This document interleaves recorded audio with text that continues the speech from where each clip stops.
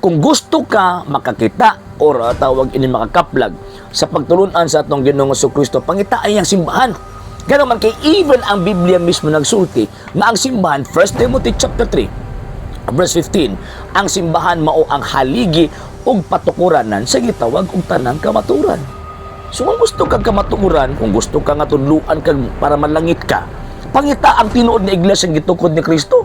Ayon ni mga sekta nga gipangtukod lang og tawag ining tawo nya magangkon-angkon nga ang among gitudlo sumala sa nakasulat sa balaang kasulatan.